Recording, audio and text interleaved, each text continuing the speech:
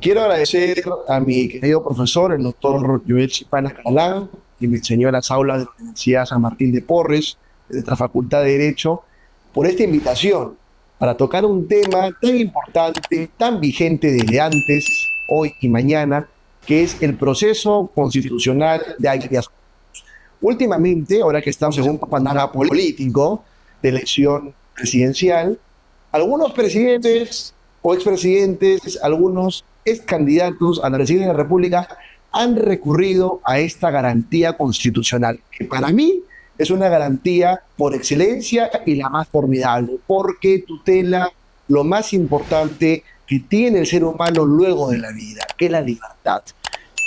Si bien es cierto, ha pasado muchos siglos desde que se inició de manera formal en Inglaterra en el siglo XII y antes en Roma, 500 años después de Cristo, el habeas corpus ha tenido una evolución histórica.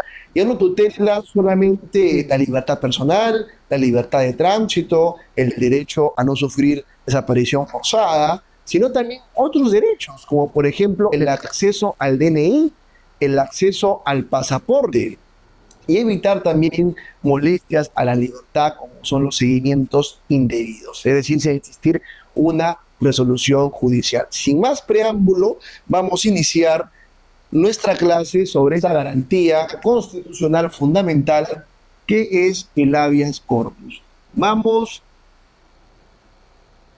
primero, o siempre nos corresponde como hombres y mujeres del derecho, vamos a ir al punto de la palabra, la etimología, ¿verdad? La raíz de la palabra. El habeas corpus proviene del latín, es un latinazgo que literalmente significa tráeme ese cuerpo. En Roma se usaba esta locución para los libertos, quiere decir para los ciudadanos romanos o esclavos que habiendo sido detenidos incluso por deudas, debían ser puestos ante el tribuno para considerar si las razones habían sido válidas o no esa detención y posteriormente ordenar su libertad. Es así que nació el habeas corpus en Roma 500 años después de Cristo.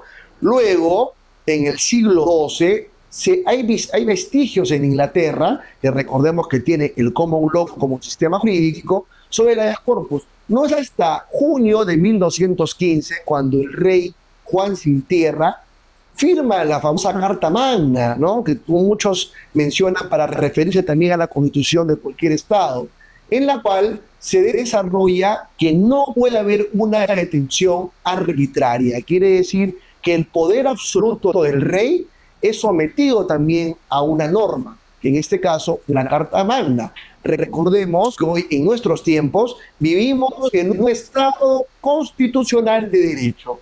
Quiere decir que no prima la voluntad del gobernante, sino lo que dice la norma suprema. En este caso la Constitución, las leyes y sucesivamente. Un poco leyendo a Domingo García Belaúnde, el maestro Domingo García Belaúnde, el padre del constitucionalismo peruano, que he tenido el gusto de conocer, nos menciona que en el Perú se implementa por primera vez en el año 1860 en una ley, pero no es hasta 1920, en la Constitución de 1920, donde se desarrolla con rango constitucional la garantía constitucional del habeas corpus. Sin embargo, antes ya en Brasil, en 1830, es el primer país de toda América donde se desarrolla en la legislación el habeas corpus. Bien, ahora luego de hablar, vamos a mencionar un poco también, volviendo a Roma, lo que se desarrolla en el digesto, que es una norma, todo lo que hemos estudiado en Derecho Romano en la universidad, una norma base desarrollada por Justiniano.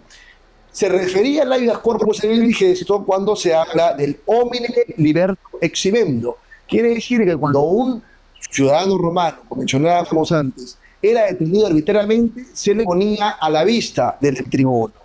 Luego Ulpiano, recordemos Ulpiano que usa una de las frases tan conocidas para nosotros cuando le preguntan ¿qué es la justicia? Y él dice la justicia es ad uno, dice darle a cada uno lo que le corresponde, ¿no?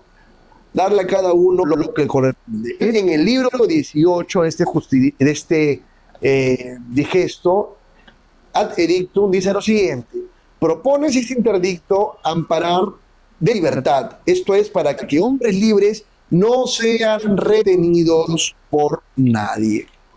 Bien, ahora aterrizando en nuestra realidad peruana, dijimos que la primera vez que una constitución de nuestro país recoge el habeas corpus es la constitución de 1920.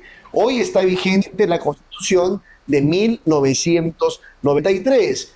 Miren cuántos años han pasado desde la constitución de 1993, donde no ha habido muchas modificaciones sustanciales, especialmente al artículo 200. ¿No? Vamos a iniciar legislativamente desde el punto de vista constitucional. El artículo 200, inciso 1 de la Constitución, nos desarrolla esta garantía constitucional. ¿Y qué dice? La acción de habeas corpus procede ante el hecho o omisión por parte de cualquier autoridad. No discrimina. Cualquier autoridad, funcionario o persona que vulnera o amenaza la libertad individual o los derechos constitucionales conexos. La primera vez que se establece el Código Procesal Constitucional en nuestra historia es en el año 2004. Luego, en el 2021, ha existido la modificatoria al actual Código Procesal Constitucional que tenemos. Ahora, entre el anterior y el actual, como toda norma procesal, hay distintas diferencias o innovaciones. Por ejemplo, en el antiguo código del 2004, y esto recordarán los que son amantes de leer la jurisprudencia del Tribunal Constitucional, el tribunal pues implementó las sentencias interlocutorias denegatorias, quiere decir, para causales manifiestamente improcedentes. Sin embargo, con la modificatoria del código adjetivo, hoy se ha prohibido la figura del rechazo liminar. Quiere decir que el juez constitucional o el juez penal que hace las veces de juez constitucional en las Cortes de Justicia, donde no es juez constitucional, está prohibido de rechazar una demanda de habeas corpus. Yo recuerdo hace algunos años en el estudio, fue un ciudadano que alegremente decía: miren, el tal doctor ha presentado la demanda y nos la han admitido a trámite. Y yo le expliqué, porque desde siempre me ha gustado el tema del derecho constitucional por su relación estrecha a la política, yo le mencioné: mire usted, el nuevo Código Procesal Constitucional vigente desde el 2021 establece que no hay rechazo liminar. ¿Esto qué significa? Tiene que emitirse la resolución 1 que admite a trámite la demanda. Antes se rechazaba de plano. Quiere decir que no había el procedimiento normal de un habeas corpus, sino de plano se rechazaba y se activaba la posibilidad de la apelación. Que recordemos, para el habeas corpus es de 2 días. Luego la sala penal o la sala constitucional revisaba la apelación y tenía 2 caminos: ordenar que se admita a trámite, como ocurría la mayoría de veces, o confirmar la improcedencia liminar. Y luego de ello teníamos los 10 días, como es hoy en día, para presentar el recurso de agravio constitucional para que sea conocido por el Tribunal Constitucional en última y definitiva instancia. Al respecto, tenemos que hacer mención de lo siguiente: el tribunal muchas veces ingresaba al fondo porque se encontraban los elementos suficientes, o también ordenaba admitir a trámite la demanda y regresaba al juzgado de origen. Esto ocurría con el antiguo modelo del 2004. Hoy en día no es así. Todos los procesos constitucionales tienen que ser admitidos a trámite. Asimismo, este nuevo código ha desarrollado y ampliado el catálogo de derechos tutelados. Comprenderán ustedes que el tiempo es muy limitado para poder ingresar uno por uno, pero yo les invito a que a través del internet puedan acceder al nuevo Código Procesal Constitucional y revisar el catálogo de los derechos tutelados por el habeas corpus. ¿Sí? Eh, También el nuevo Código Procesal Constitucional recoge el artículo 18, en los artículos 18 y 19, las medidas cautelares. Recordemos, recordemos que las medidas cautelares se dan cuando existe apariencia del derecho y peligro en la demora. Les digo por la experiencia propia.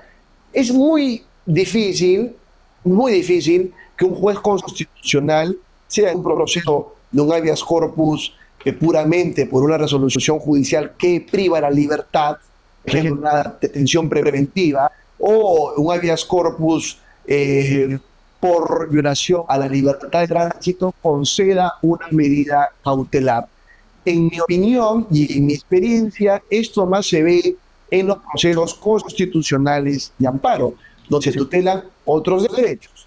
Pero, sin embargo, para el proceso constitucional que nos convoca, el proceso constitucional de tutela de libertad, que es el habeas corpus, en mi experiencia, rara vez he visto que se haya concedido una medida cautelar, la cual, aparte de cumplir los requisitos que establece el artículo 18 y 19 de nuestro nuevo Código Procesal Constitucional, supletoriamente te explica el artículo 52 del Código Procesal Civil, ¿verdad?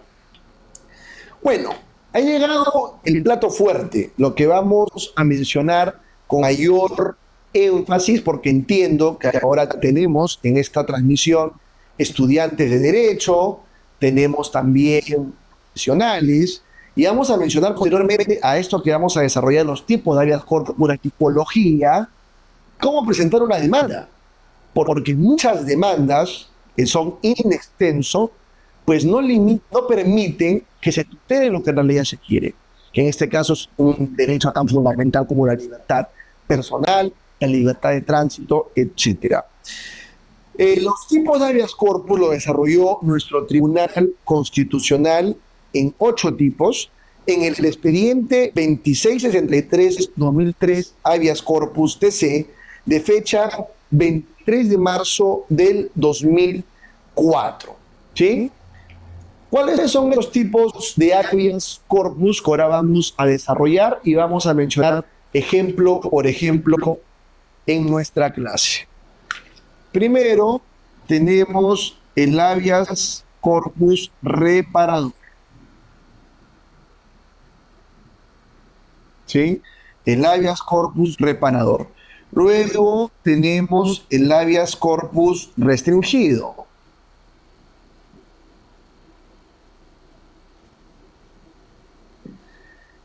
Luego tenemos el habeas corpus correctivo.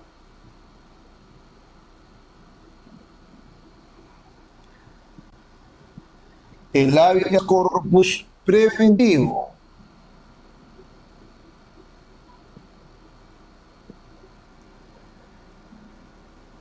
El habeas corpus traslativo.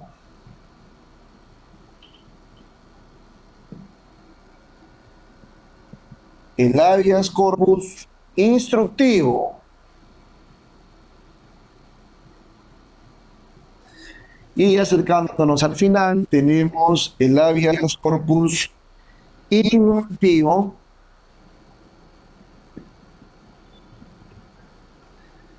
y el habeas corpus conexo. Ahora, si ustedes quieren entrar a profundidad a conocer cuál fue la jurisprudencia por la cual se desarrolló este tipo de habeas corpus, ahora mismo les voy a pasar a dejar el número de la sentencia del Tribunal Constitucional. Es el expediente 2663-2003 HCTC.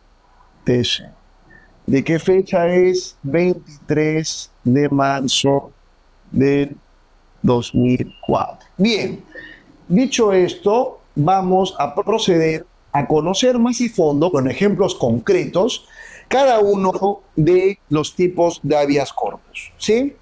Primero tenemos el habeas corpus reparador, que es la forma clásica, así como inició en Roma. Quiere decir para los ciudadanos detenidos o para cualquier persona que en contra de su voluntad está retenida en un lugar. Por ejemplo, un hospital, un centro de salud mental o un asilo para ancianos o personas toxicómanas. Una persona cuando no existe mandato judicial y en contra de su voluntad se encuentra detenida en un lugar, como el que hemos mencionado, es aplicable el habeas corpus reparador. Quiere decir, aplica cuando se da una privación de la libertad arbitrariamente.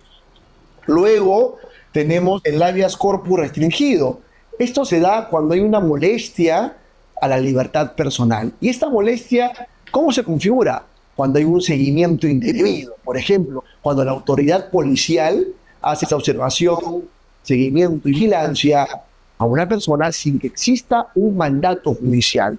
Cuando existe esta circunstancia, podremos presentar un habeas corpus restringido.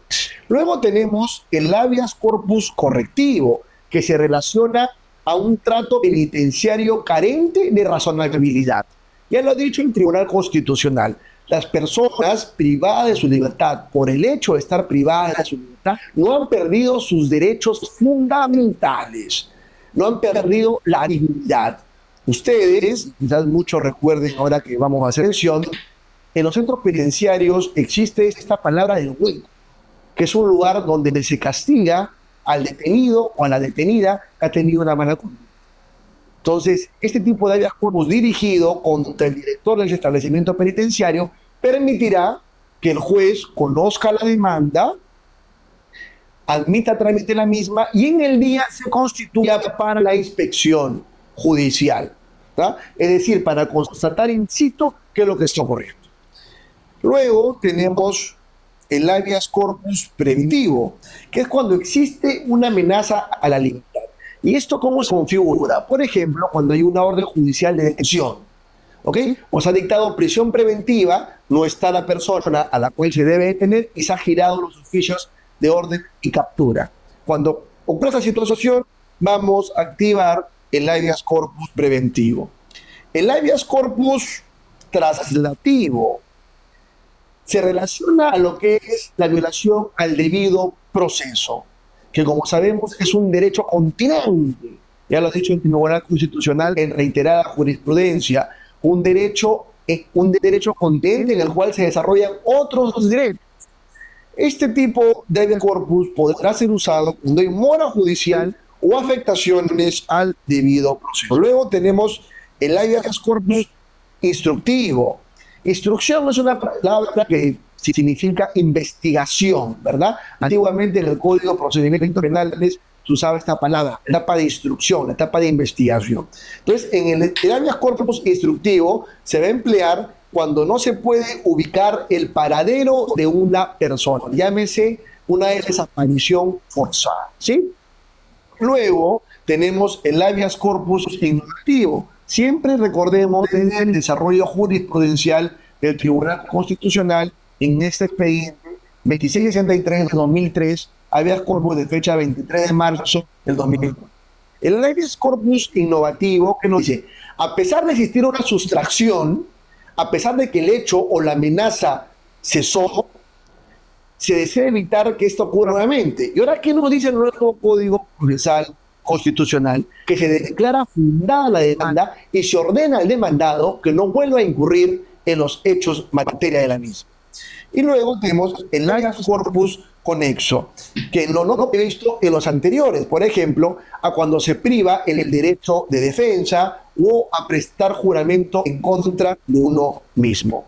Bueno, luego de revisar toda esta situación, tenemos que hacer mención de lo siguiente, ¿no? Nosotros, los colegas que litigan, los estudiantes de Derecho, y en general cualquier ciudadano, porque recordemos que el requisito de informalidad está presente plenamente en el habeas corpus. Quiere decir, yo puedo presentar la demanda por un mensaje de WhatsApp al juzgado, por una llamada telefónica o verbalmente. Solamente hace falta realizar una narración sucinta de los hechos, incluso verbalmente, y el juez, el secretario, levantará el acta correspondiente, como reza el código. Estas informalidades incluyen también que no es necesario la defensa cautiva. Quiere decir que un abogado habilitado y colegiado necesariamente no debe firmar la demanda. E incluso puede ser a favor de otra persona. Volviendo al principio de la clase, mencionábamos que muchos expresidentes, candidatos y otras personalidades habían presentado las corpus. Hay una nueva innovación en este nuevo Código Procesal Constitucional, que es la territorial. Antes, una afectación podía ocurrir en Puno y si se presentaba la demanda en Tumbes. Sin embargo, ahora esta situación ha cambiado totalmente. ¿En qué sentido? La demanda se presenta ¿dónde? En el lugar de la afectación. Ahora, le doy un tip, procedimiento procesal. Nosotros muchas veces podemos leer demandas de que han ocurrido procesos judiciales en Loreto, pero la demanda se presenta en Lima. ¿Y eso por qué? Porque la última instancia, la resolución que causó firmeza, que establece como un requisito de procedibilidad el artículo 9 del nuevo Código Procesal Constitucional, se dio en la Corte Suprema de Justicia de la República en Lima. Eso quiere decir que se habilita en la jurisdicción de la Corte Superior de Justicia de Lima. A pesar que el juicio haya ocurrido en Loreto, la última instancia fue la casación del proceso penal ordinario, fue en Lima. Otro elemento muy importante que no debemos recordar, que dejar de recordar, como mencionaba, son los plazos para apelación. Al ser un proceso de tutela urgente, el habeas corpus, solamente son 2 días para la apelación luego de la notificación de la resolución por el juzgado o la sala y 10 días para el recurso de agravio constitucional. Todos estos aspectos que hemos mencionado vamos a encontrarlos en el día a día, porque es cierto que nadie está libre de que exista una molestia en la libertad, un seguimiento indebido, que un familiar o una persona, un amigo muy querido sea internado en contra de su voluntad en un hospital. Incluso los habeas corpus también se dan, de acuerdo a la jurisprudencia, que es otra clase en la que utilizaríamos la jurisprudencia, cuando las clínicas u hospitales retienen cadáveres por falta de pago, ¿no? de las cuestiones de la atención médica. Ahora, nosotros recordamos, introducción de derecho, cuando el ser humano no muere deja de ser objeto de derecho para ser sujeto de derecho. Sin embargo, hay un respeto a la dignidad del cadáver. Entonces, por eso el Tribunal Constitucional de Jurisprudencia hace muchos años ha desarrollado que no es posible retener un cadáver por falta de pago de los gastos médicos de la clínica o el hospital. O también, por ejemplo, el uso del ascensor. Sabemos que ahora que hay el boom inmobiliario, muchos edificios pagan servicio de vigilancia, servicio de limpieza, y pues hay inquilinos o propietarios que no pagan y le restringen el uso del ascensor. Bueno, ahí también podríamos activar un habeas corpus. Ahora nos vamos a centrar en lo que es la demanda, ¿sí? Vamos a centrarnos en lo que es la demanda, que es el punto de inicio de este proceso constitucional por excelencia que tutela la libertad y derechos conexos. Porque no solamente es la libertad cuando detienen a una persona, también puede ser y es la libertad de tránsito, cuando a través de una servidumbre de paso, ¿no?, se prohíbe o se restringe el libre paso de una persona. ¿Sí? Bueno, primero, como decíamos, la informalidad. No es necesario defensa cautiva, firme un abogado. No es necesario un documento. Puede ser de manera verbal, incluso electrónica o telefónica. Eso es la garantía por excelencia, como el habeas corpus, que permite la informalidad, la garantía constitucional por excelencia. Luego, a diferencia de otros procesos constitucionales, es el plazo. Es imprescriptible. La acción o el proceso constitucional de habeas corpus es imprescriptible, ¿sí? Luego, no hay rechazo liminar. Como decía, en el antiguo Código 2004 sí se podía rechazar de plano una demanda. Sin embargo, hoy no, está proscrito, se debe admitir a trámite. Luego de ello, referente a los plazos, es decir, se haya emitido la sentencia, tenemos 2 días para apelación y 10 días para el recurso de agravio constitucional. Son plazos que debemos tener muy en cuenta porque caso contrario podemos perder el proceso constitucional de las corpus. Y al ser un proceso de tutela urgente, naturalmente lo que queremos es que se restituya, ¿no? O se vuelva al estado anterior a la vulneración de los hechos. Ya nos encontramos en esta clase de habeas corpus, que es muy práctica y en la que estamos ingresando a analizar, primero, algo que no se estudia mucho, que es la tipología, los 8 tipos de habeas corpus. Luego vamos a analizar posteriormente con mayor detalle lo que debe contener una demanda, pero quiero concentrarme en algo con la experiencia que siempre debemos analizar. Hoy en día, hablando un poco de realidad jurídica nacional, los juzgados están llenos de demandas de habeas corpus. Todos los días ingresan. Y yo les digo, todas estas demandas, y me respondo a la vez, ¿van a ser amparadas? ¿Van a ser fundadas? Definitivamente no. Y para ello es muy importante tener algunos tips, algunos consejos, desterrar la antigua costumbre de que queremos que porque ponemos 50 páginas a la demanda, el juez constitucional no la va a declarar fundada. Yo recuerdo en las clases del nuevo Código Procesal Penal de nuestra Facultad de Derecho de San Martín de Porres, el doctor Leira Flores, juez supremo, que fue nuestro profesor, dijo una frase que me quedó muy grabada hasta hoy, en este momento.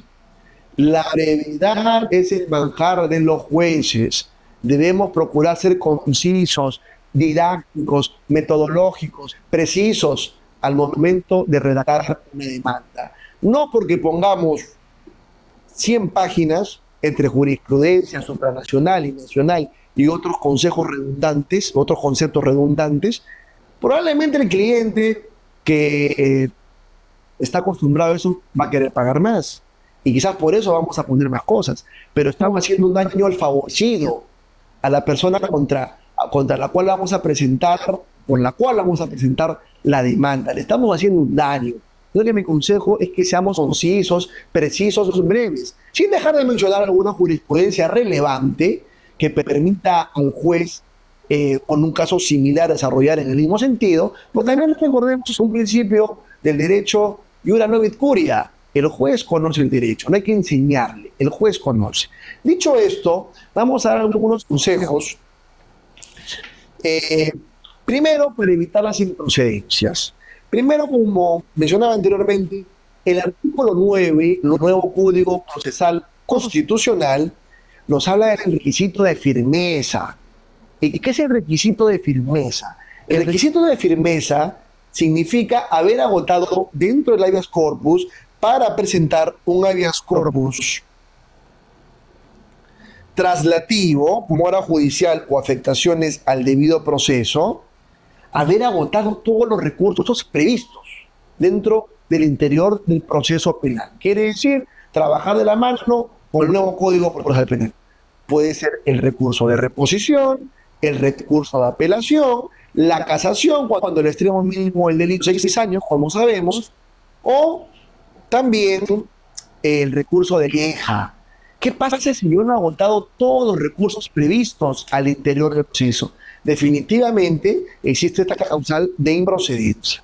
Luego también ha ocurrido, el artículo 1 del nuevo Código Penal nos menciona cuando ocurre la sustracción. Bueno, ¿qué es la sustracción de la materia? Que los hechos que motivaron la presentación de la demanda han cesado. Sin embargo, ahí podemos pedir al juez aplicar el habeas corpus innovativo. Quiere decir que a pesar que ha cesado la afectación, se desea evitar que esta ocurra nuevamente. Luego, hay otro criterio también, ¿no? Y el Tribunal Constitucional lo viene desarrollando y repitiendo desde hace muchos años. Y algunos colegas no entienden. Algunos colegas piensan que la justicia constitucional es una instancia superior de la justicia penal ordinaria. Eso no existe. La justicia constitucional revisa las afectaciones posibles de un proceso penal ordinario, pero no es una instancia más donde yo pueda plantear alegatos de inocencia o plantear el reexamen de las pruebas, la revaloración de las pruebas o el reexamen del criterio jurisdiccional que asista a los jueces en el desarrollo de esta función jurisdiccional que emana del pueblo. Sin embargo, vuelvo a repetir, por mi experiencia, he podido revisar jurisprudencia del Tribunal Constitucional donde se han anulado incluso resoluciones de cadena perpetua. ¿Y por qué? Porque hubo una afectación grave al debido proceso. Por ejemplo, se incorporó una prueba que no fue actuada, o durante el juicio oral solamente permanecían 2 de los 3 magistrados, entre otras causales que será materia de otra clase a profundidad exclusivamente sobre jurisprudencia del Tribunal Constitucional. Ahora, yo les digo una cosa. Muchos creemos que el Tribunal Constitucional, o muchos se le piden en la demanda, como un consejo para redactar la demanda, la realización de un nuevo juicio oral. Esta figura no puede existir, porque hablábamos que los procesos constitucionales tienen fin retrotraerse al estado anterior a la vulneración. ¿Qué es lo que hace el Tribunal Constitucional? Ordenar que se emita una nueva resolución según los fundamentos de su sentencia. No ordenar que haya un nuevo juicio oral para que nuevamente se actúen pruebas, presenten testigos, se presenten tachas, etc. Eso no va a ocurrir. ¿Okay? Es algo que tenemos que tener muy presente en lo que ocurre en la jurisprudencia del Tribunal Constitucional. Dicho esto, de una manera, creo yo, práctica, concreta, como me gusta hacer en estos casos, hemos podido conocer el proceso constitucional de habeas corpus. Primero, desde su origen, en Grecia, Roma, Inglaterra, a través del digesto también de la Carta Magna, cómo se implementó por primera vez en América en el año 1830 en Brasil, y en nuestra Constitución de 1920 fue la primera constitución que recogió esta garantía del habeas corpus, esta garantía constitucional. Luego hemos desarrollado los tipos de habeas corpus: reparador, restringido, correctivo, preventivo, translativo, instructivo, innovativo y conexo, ¿no? También hemos recordado que una demanda, aparte, decíamos, debe ser concreta, una demanda sin mucho palabreo, con jurisprudencia sí que ayuda a resolver el caso, pero puede ser informal. Quiere decir, puede ser de manera verbal, presentarse ante el secretario o ante el juez, quien tendrá que levantar un acta. No existe plazo, es imprescriptible, ¿okay? Como de los derechos humanos. No hay rechazo liminar, tiene que admitirse a trámite y seguir el proceso, donde no hay, por supuesto, actuación probatoria. Tenemos que tener eso presente. Y luego los plazos: 2 días para el recurso de apelación y 10 días para el recurso de agravio constitucional. Dicho esto, apreciados colegas, jóvenes, estudiantes de derechos ciudadanos, creo yo que podremos hacer un buen papel cuando nos toquen la puerta y nos digan que desean nuestra asesoría o nuestros conocimientos para presentar una demanda de habeas corpus dentro de lo que es este proceso constitucional de habeas corpus, que se recoge en el artículo 200, inciso 1 de la Constitución Política del Perú. Dicho esto, agradezco su atención y espero que en una próxima oportunidad nos volvamos a encontrar, pero para tratar exclusivamente jurisprudencia del Tribunal Constitucional relacionado a demandas fundadas sobre habeas corpus. Muchas gracias por su atención y hasta otra oportunidad.